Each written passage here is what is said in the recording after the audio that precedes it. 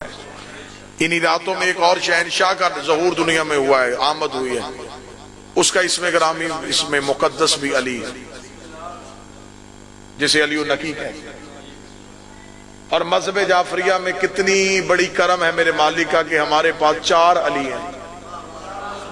توجہ پوری رکھیے گا صاحب، پہلا بھی علی ہے، چوتھا بھی علی ہے، 8واں بھی علی ہے، 10واں بھی علی ہے۔ اگر میرا نام آصف ہے تو مجمع میں کسی اور کا نام بھی آصف ہو سکتا ہے۔ باہر گیٹ سے کوئی آواز دے آصف تو میں بھی دیکھوں گا، وہ بھی دیکھے گا، جس کا نام میرے نام کے ساتھ ملتا ہے۔ پکارتے ہم ایک علی کو ہیں،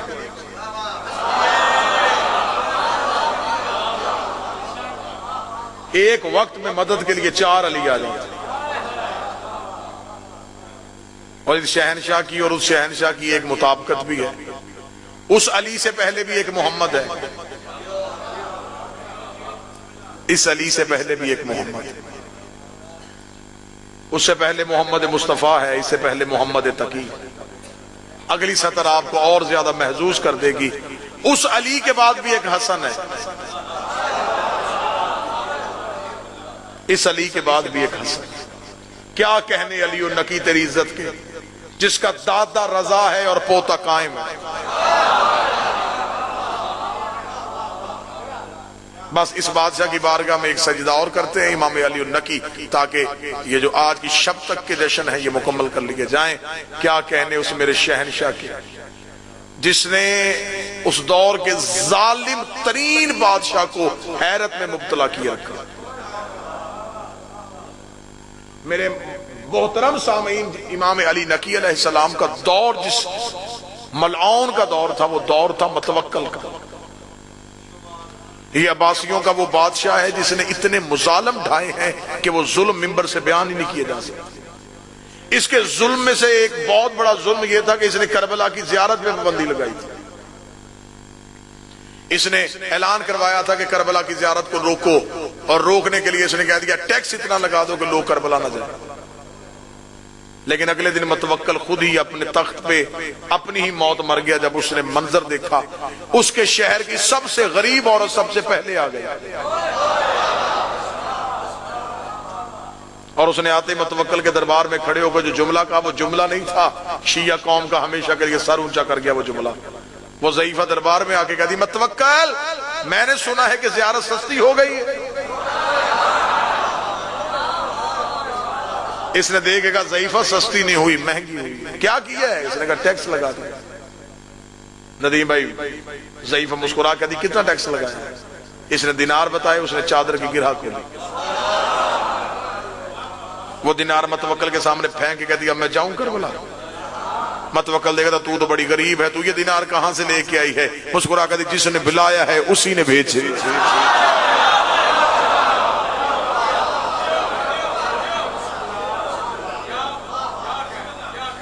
تیرا اعلان سنا تھا، رات روتی روتی سو گئی، روتی ہوئی کہہ کے گئی تھی کہ مولا اب اس نے زیادت مہنگی کر دیا، میں کیسے آؤں گی؟ صبح اٹھی تو میرے تکیے کے نیچے پڑی تھی۔ بڑھیا باہر گئی، اس نے منادی سے کہا واپس آ، اعلان بدل۔ ٹیکس کے ساتھ علی کے شیعوں نے نہیں رکنا، حسین کی عاشق پیسے دے کے چلے جائیں گے۔ اعلان کروا کے جو کربلا کی زیارت کے لیے جائے گا وہ ایک ہاتھ کٹوائے گا اور پھر جائے گا۔ اعلان ہو گیا کہ جو کربلا جانا چاہے دربار میں آئے، اجازت لے لے، لیکن شرط یہ ہے کہ وہ اپنا ہاتھ کٹوائے گا۔ اگلی سطر ایسے سنا جیسے جشن سنا جاتا ہے۔ اگلے دن متوکل کی پھر موت ہو گئی۔ وہی ضعیفہ دربار میں آئی اور آ کے کہتی متوکل، میں نے سنا ہے کہ زیارت مفت ہو گئی ہے۔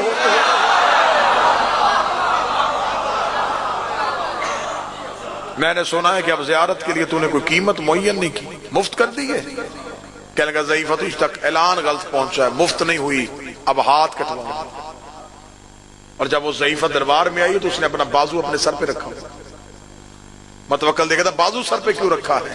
کیا کہنے، کہاں سے لائیں گے ایسا عشق؟ مسکرا کر دی اس لیے سر پہ رکھا ہے کہ اب یہ حسین کا ہو گیا، جو چیز حسین کی ہو جائے اسے ہم نیچے نہیں رکھتے۔ یہ ہاتھ میں نے حسین کے نام پہ رکھ لیا ہے، اب یہ حسین کے نام پہ قربان کر لیا۔ پکڑ ہاتھ، جلدی کاٹ، مجھے کربلا جانا۔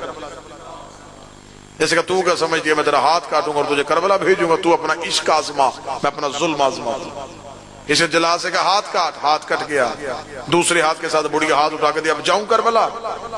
جلا سے کہا دوسرا ہاتھ بھی کاٹ، میں دیکھوں گا جب تک یہ کربلا کی زیارت سے منع نہیں ہوگی تب تک میں ظلم کروں گا۔ جلاد نے دوسرا ہاتھ بھی کاٹ دیا، دونوں ہاتھوں سے خون کے قطرے ٹپک رہے تھے۔ مسکرا کے دی قدم ابھی بھی میرے ہیں، اب مجھے بتا چلی جاؤں کربلا؟ اسے کہا پاؤں بھی کاٹ۔ جلاد نے دونوں پاؤں کاٹ دیے، خون سے لت پت بڑھیا کو سپاہیوں سے کہنے لگا اٹھا کے گھر کے چوک میں پھینکو تاکہ قیامت تک یہ عبرت کا نشان بن جائے، پھر آج کے بعد کوئی بھی کربلا جانے کا سوچے نا۔ خون سے لت پت بڑھیا کو ادھر سپاہیوں نے پکڑ کے گٹھڑی میں اٹھا کے چوہی دربار سے باہر پھینکا۔ ایک گھوڑے سوار آیا، اس نے گرنے سے پہلے ہاتھوں پہ اٹھایا، بڑھیا کو زین پہ بٹھایا۔ بڑھیا متوکل کی طرف دیکھا تیرا شکریہ، پہلے چل کے جانا تھا اب وہ لینے آ گیا۔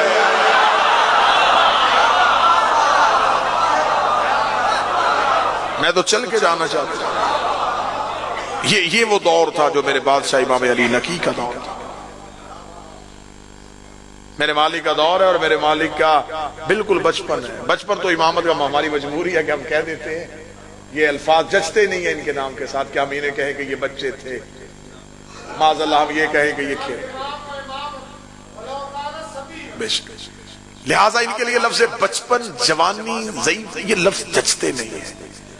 بس بالکل اوائل ہے میرے امام کا، متوجہ رہیے گا۔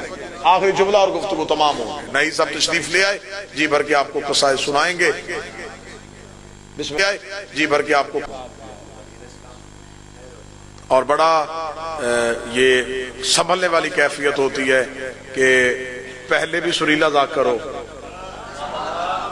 بعد میں بھی مولا کا ایک سریلا ذاکر آ جائے، منظور نظر ذاکر آ جائے، تو بس انہی کے حوالے ممبر کرنے لگا ہوں۔ میرے بادشاہ کو عباسی بادشاہ نے کہا کہ کسی نہ کسی صورت میں میں امام کو، کیونکہ میرے 9ویں بادشاہ دنیا سے ظاہری طور پہ جا چکے تھے، نظروں سے اوجھل ہو چکے تھے، تو اس نے کہا کہ امام علی نقی کو ایسے کرتے ہیں کہ حکومت کی زیر کفالت کر لیتے ہیں۔ اس نے اعلان کروا دیا کہ کوئی بہت بڑا ایسا پڑھا لکھا شخص ڈھونڈو جو امام نقی کو پڑھائے، تاکہ ہمارے علوم ان کے ذہن میں آ جائیں اور علم امامت غائب ہو جائے۔ اس علاقے کا سب سے بڑا اس دور کا پڑھا لکھا استاد جنیدی ڈھونڈا، اور جنیدی کو ڈھونڈ کے دربار میں لا کے کھڑا کر دیا گیا۔ بادشاہ نے دیکھے گا جنیدی تجھے مرضی کی دولت دیں گے، شاہی خاندان سے رشتہ دیں گے، ایک کام تمہیں کرنا ہے۔ کیا کرنا ہے؟ اس میں ایک 6 سال کا بچہ ہے، اسے پڑھانا ہے۔ جنیدی کا 6 سال کے بچہ پڑھانے کے لیے خزانے اور رشتے کیوں دے رہا ہے؟ اسے کہا عام بچہ نہیں۔ جنیدی نے چیلنج سمجھ کے قبول کر لیا، وہ امام کی بارگاہ میں چلا گیا، بس بڑی جلدی ختم کر لگا۔ 7ویں دن جنیدی واپس آیا، 7ویں دن جنیدی کا واپس آنا تھا۔ متوکل دیکھا تھا ما حاصل ولد، جنیدی سب کچھ چھوڑ مجھے بتاؤ اس بچے کا کیا ہوا۔ جنیدی جلال میں آگا تھا، خبردار اسے بچہ نہ کہنا وہ میرا استاد ہے، اسے بچہ نہ کہنا وہ میرا استاد، اسے بچہ نہ کہنا وہ میرا استاد ہے۔ اتنا کہنا تھا یا بادشاہ دیکھیں گے 6 سال کے بچے کو پڑھانے کے لیے بھیجا اور تو نے اسے استاد بنا لیا۔ اسے کہا کیا کرتا، میں پہلے دن گیا، میں جہاں سے علم کا آغاز کرتا تھا وہ وہاں انتہا پہ لا کے مجھے کھڑا کر دیتا تھا۔ میں جو علم کی بات کرتا وہ سینے کو چیر کے اس علم کی گرہیں نکال کے میرے سامنے پھینکتا تھا۔ میں نے پہلے دن اس کے سامنے ہاتھ جوڑ کر بچے اتنا کچھ کہاں سے سیکھ آیا ہے؟ اٹھ کے میرے سر پہ ہاتھ رکھتا، ہمیں بچہ نہ کہ، ہم پڑھانے آئے ہیں، پڑھنے نہیں آئے۔ سارے مل کے بولو حیدری۔